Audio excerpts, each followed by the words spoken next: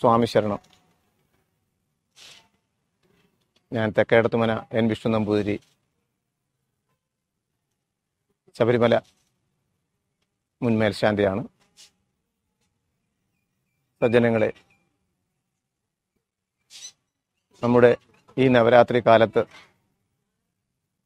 സരസ്വതീ ദേവിയുടെ പദാരബിന്ദങ്ങളിൽ അനേക കോടി ഭക്തന്മാർ അങ്ങേയറ്റം ഭക്തിയോടെയും ആദരവോടെയും ഭജിക്കുന്ന ഈ കാലത്ത് ഇനിയുള്ള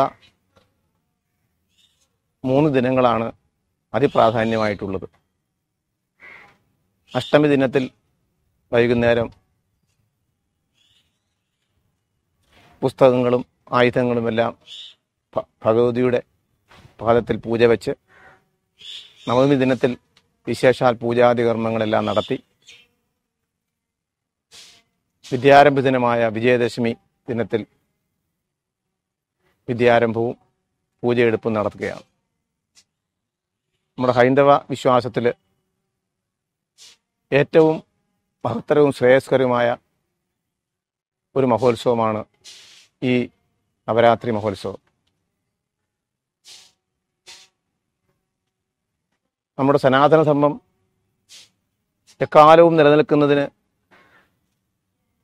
ഉദാത്തമായ, അല്ലെങ്കിൽ അതിൻ്റെ ഏതർത്ഥത്തിലെടുത്താലും അതിനെ പൂർണ്ണമായി ഇങ്ങനെയുള്ള ആചാരക്രമങ്ങളും അനുഷ്ഠാനങ്ങളും തന്നെയാണ് അതിൻ്റെ ആധികാരികമായ തത്വം എന്ന് പറയേണ്ടിയിരിക്കുന്നു. നമുക്കറിയാം, എത്രയോ വർഷങ്ങൾക്ക് മുമ്പ് മുതൽ തന്നെ ഈ നവരാത്രി മഹോത്സവത്തിനും പൂജവെപ്പിനും പൂജയെടുപ്പിനും വിദ്യാരംഭത്തിനുമെല്ലാം വളരെയധികം പ്രാധാന്യം കൽപ്പിച്ചു പോന്നിട്ടുണ്ട്. മനുഷ്യൻ്റെ ജീവിതത്തിൽ അവൻ ഏർപ്പെട്ടിരിക്കുന്ന തൊഴിൽ, ആ തൊഴിൽശാലകളിൽ പോലും ഈ ദിനങ്ങളിൽ അവൻ്റെ തൊഴിലിനെ സേവനമായി കരുതിക്കൊണ്ട് ആ സേവനത്തെ ഭഗവതിയുടെ നാമധേയത്തിൽ അതിനെ പൂർണ്ണമായി ഒരു പൂജ്യമായി, ആ പൂജനീയമായ സങ്കല്പത്തിൽ അതിനെ ആദരിക്കപ്പെടുന്നു എന്നുള്ളതാണ് പ്രാധാന്യം.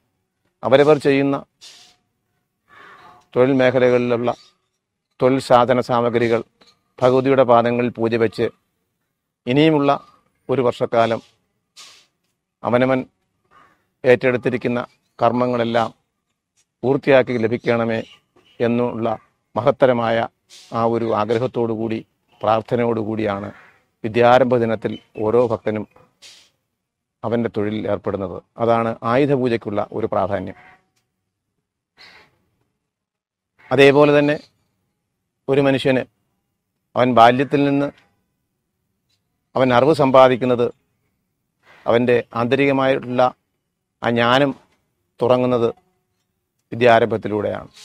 അവൻ്റെ ഒരു വിദ്യ അല്ലെങ്കിൽ ഒരു അക്ഷരം എഴുതി തുടങ്ങുന്നത് ഈ വിദ്യാരംഭ ദിനത്തിലാണ്. ഈ ദിനത്തിൽ സാക്ഷാൽ വാഗ്ദേവതയായ സരസ്വതിയുടെ സവിധത്തിൽ വെച്ച് ആ വിദ്യാരംഭത്തിന് നാന്ദി കുറിക്കുന്നു.